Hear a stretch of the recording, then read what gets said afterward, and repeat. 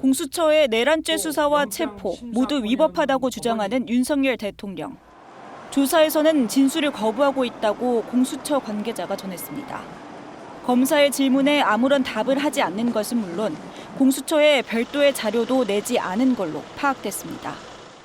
위법한 수사라는 자신의 입장에 따라 조사에 협조하지 않는 거로 보입니다.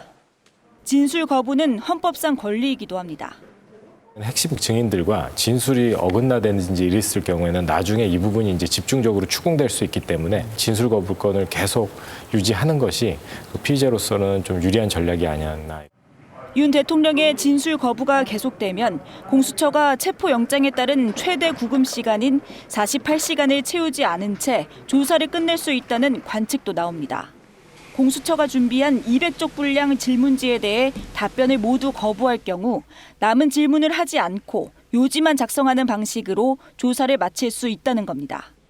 이 경우 김용현 전 국방부 장관 등 다른 핵심 피의자들의 공소 자료 등을 바탕으로 구속영장 청구 여부 등을 판단할 것으로 보입니다. 앞서 김 전 장관의 공소장에서는 윤 대통령이 140차례 넘게 언급됐습니다. 다만 윤 대통령이 수사의 부당성 등을 주장하며 입을 열 가능성도 여전히 남아 있습니다. 아직 정확하진 않지만 선별적으로는 또 유리한 부분에 대해서는 대답하실 가능성도 있다고 생각합니다. 수사기관의 조사를 받았던 전직 대통령 가운데 수사 전 과정에서 진술을 거부한 사례는 아직 없습니다. KBS 뉴스 홍진아입니다. 공수처는 체포영장 집행 뒤 48시간 이내에 윤 대통령을 풀어주거나 구속영장을 청구해야 합니다. 기한은 내일 오전 10시 33분까지입니다. 이미 김용현 전 국방부 장관을 비롯한 내란 혐의 피의자들이 줄줄이 구속된 상태여서 윤 대통령 또한 구속영장이 청구될 가능성이 적지 않습니다.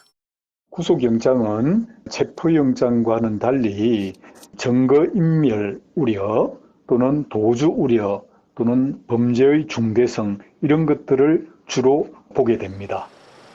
구속영장 청구로 가닥이 잡히더라도 앞서 2차례 체포영장처럼 서울 서부지법에 청구할지 아니면 윤 대통령 측 주장대로 서울중앙지법에 청구될지는 아직 알 수 없습니다. 어느 법원이 되더라도 만약 구속영장이 발부되면 검찰은 20일 이내에 기소 여부를 결정해야 합니다. 기소가 진행되면 윤 대통령은 이르면 다음 달 초 피고인 신분으로 법정에 서게 됩니다. 공수처는 다만 윤 대통령을 직접 기소할 권한이 없습니다. 따라서 수사가 어느 정도 마무리되면 서울중앙지검 검사에게 기소 요구를 해야 합니다. 공수처와 검찰은 21일 절반으로 나눠 각각 열흘씩 수사하기로 협의한 바 있습니다. 현재 공수처에서 구속을 할 경우에 공수처에서는 10일을 하고 검찰에서는 10일 하는 것으로 이야기가 된 것으로 알고 있습니다.